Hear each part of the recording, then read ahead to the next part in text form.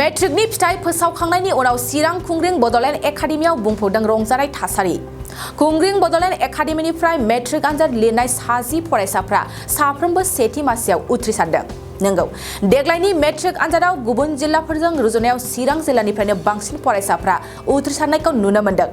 बेबायदिनो चिरां जिल्लानि सिङाव थानाय खुंग्रिं बड'लेण्ड एकाडेमिनिफ्राय देग्लायनि मेट्रिक आनजाद लिरनायाव 60 फरायसाफ्रा साफ्रोमबो सेथि मासियाव मोजां नाम्बार लानानै उथ्रिसारदों। मख'नो गोनांदि 60 फरायसाफोरनि गेजेरावनो गोरोबथा मुसाहारिया गासिबो आयदायाव लेटारमाजों गासै 92.5 जौखोन्दो लानानै उथ्रिसारदों। बेखौनो चिरां जिल्ला खुंग्रिं बड'लेण्ड एकाडेमिया उथ्रिसार जानो हानाय साफ्रोमबो फरायसाफोरखौ गाजा गोमजायै बरायदों। मोजां फिथाइ मोननायखौ लानानै खुंग्रिं बड'लेण्ड एकाडेमिनि गोरायुं अशक नार्जारिया गावनिफ्राय खोब गोजोननायखौ फोरमायदों। लोगोसेनो फरायसा आरो दिथागिरिफोरनिसिम गोथौयै साबायखर बावदों। गिबियावनो दिनैनि बे रिजाल्टखौ मोननानै खोब गोजोननाय मोन्दों। बुंनो थाङोब्ला बे गोजोननाया आंनि थाखायल' गोजोननाय जायाखै, जोंनि फरायसालि आरो जोंनि समाजनि थाखायबो खोब गोजोननायनि बाथ्रा। आं दिनैनि बे रिजाल्टआव 92.5 मोननानै उथ्रिसारनो हादों। ओरैनो फरायनाय माबायदि बेबायदि मोननो हादों सानो नोङो? माबायदि गोब्राब नाजानायनि गेजेरजों दिनै बे रिजाल्टखौ मोननो हागोन सानो नों? फरायनायनि सायाव माबायदि फरायोमोन? आं फरायनायखौ बुंनो थाङोब्ला दिनाव 7-8 बिदि आवार फरायोमोन आरो। फोरोंगिरिफ्रा माबायदि सहाय होयोमोन? जोंनि टिचार्सफ्रा आंखौ आरो आंजों लोगोसेनो जोंनि क्लासाव जेसेबांखिनि स्टुडेन्टस दं बेफोरखौ मोजाङैनो फोरोंलाङोमोन आरो गोजौआव दावगालांनायनि सोमोन्दै बेफोरनि नोंनि थुलुंगाखौ दिनैनि होयोमोन। बे जाफुंसारनायाव सोरनि माबायदि मदद दङ? आंनि दिनैनि बे जाफुंसारनायाव आंनि पेरेन्टसफोरजों लोगोसे गामिनि आरो समाजनि माखासे सुबुंफोरनि थुलुंगाखां होनायबो दङ। बेजों लोगोसेनो जोंनि सार मिस मेडाम जों लोगोसेनो आरो आंनि नाजानायनि गेजेरजों बे जाफुंसारनाया जानो हादों। मा फरायनो थांखि लादों नोंथाङा उननि समाव? मा जानो सानदों जिबनाव? आं इयुनाव सासे मोजां इन्जिनियारिं कर्स लानानै इन्जिनियार फरायनो सानदों। दिनैनि नैबे रिजाल्टनि गेजेरजों नोंसिनि स्कुलावनो फरायबोनाय बै उन्दै गथ'फोरखौ मा मेसेज होनो सानो, बा मा थुलुंगानाय राव होनो सानो? आङो बेखौनो बुंनो सानोदि जे जोंनि उननि जे क्लासनि 9-10 आरो इयुनाव जे मेट्रिक होगोन बेफोर फरायसाफोरा नांथाब नाजाबो आरो जोंनि समाजजोंनो लोगोसे गावनि स्कुलखौबो सिनायथि होयो आरो गोजौ लामाथिं दावगालांनायाव हेफाजाब होयो। फोरोंगिरि आरो गावनिख्रुइ देरसिनफोरखौ माबायदि रेसपेक्ट होनांगौ, बिनि सायाव उन्दैफोरखौ माबा मोनसे? बे जोंनि देरसिन फोरोंगिरिफोरनि सोमोन्दै जों जा बुङो बेखौ मानिनांगौ, ओमफ्राय फोरोंनायफोरखौ बुजिनानै सोलोंनांगौ आरो सारमोनहा मिसमोनहा जा रोंगौथि होदों बेफोरखौ बुजियाबा सोंनांगौ। गिबियाव आङो बड'लेण्ड एकाडेमिनिफ्राय खौरां बुथुमगिरि नोंथांमोननिसिम गिबि आंनि गोसो गोरबोनिफ्राय बड'लेण्ड एकाडेमिनिफ्राय साबायखर जासिहरग्रोबाय। नोंगौ, दिनैनि साना बड'लेण्ड एकाडेमिनि थाखाय खुब रंजाथावना सान, बा आंनि बेलायाव फोरबो होननानैबो साननानै लानांगोन।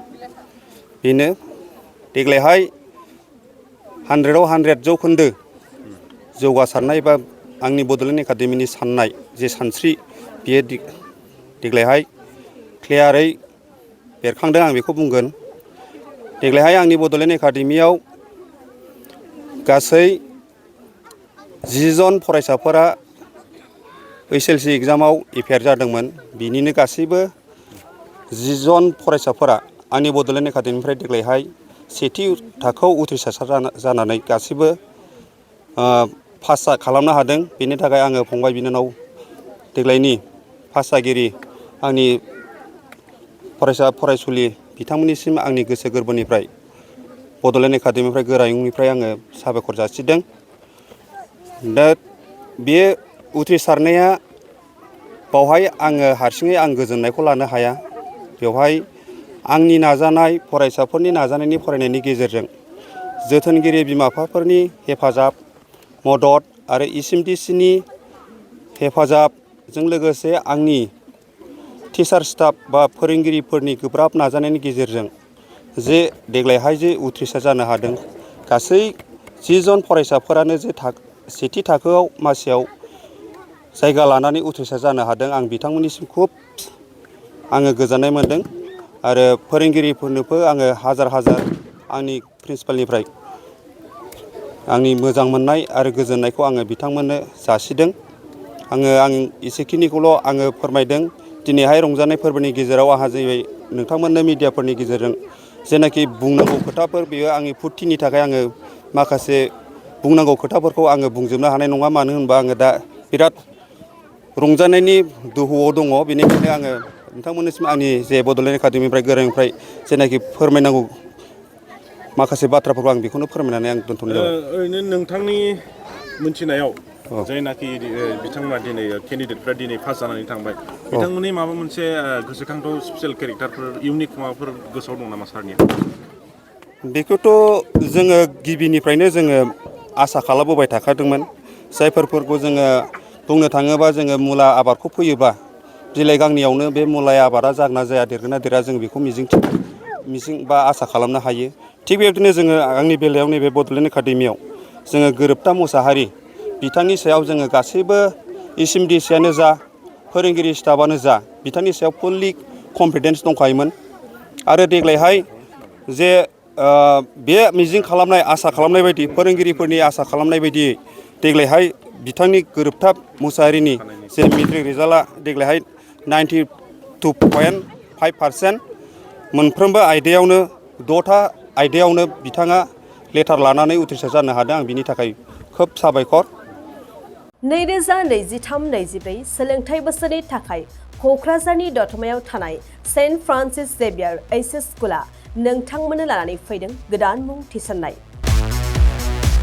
दतमानि बोरसिजरा गामियाव थानाय सेन्ट फ्रान्सिस जेभियार HS स्कुलाव दायो आर्ट स्ट्रिमाव 11 थाखोनि थाखाय गोदान मुं थिसननाया सोलिगासिनो बोसोरै फरायसाफोरा मोजां जौखोन्दो लानानै उथ्रिसारनो हानाय बायदिनो बे फरायसालियाव नोंथाङाबो गुनगोनां सोलोंथाइखौ लानो हागोन लोगोसेयैनो बे फरायसालियाव सोलोंथाइनि मोजां थासारिखौ बिथा खालामनानै हौवासा आरो हिन्जावसानि थाखाय आलादा हस्टेलनि खाबुबो दं गोसो गोनां बिजाथि एबा फरायसाफोरा आर्ट स्ट्रिमाव 11 थाखोनि थाखाय मुंखौ सेन्ट फ्रान्सिस जेभियार HS स्कुलाव थिसननो हागोन मुं थिसननायनि बागै आबुं बाथ्राखौ मिन्थिनोब्ला नैबे मबाइल नम्बर 7637819350 एबा 6900559217 आव थोंजों सुलाद लानो हागोन थामहिनबा सेन्ट फ्रान्सिस जेभियार HS स्कुलाव थांनानैबो नोंथाङा सुलाद लाहैनो हागोन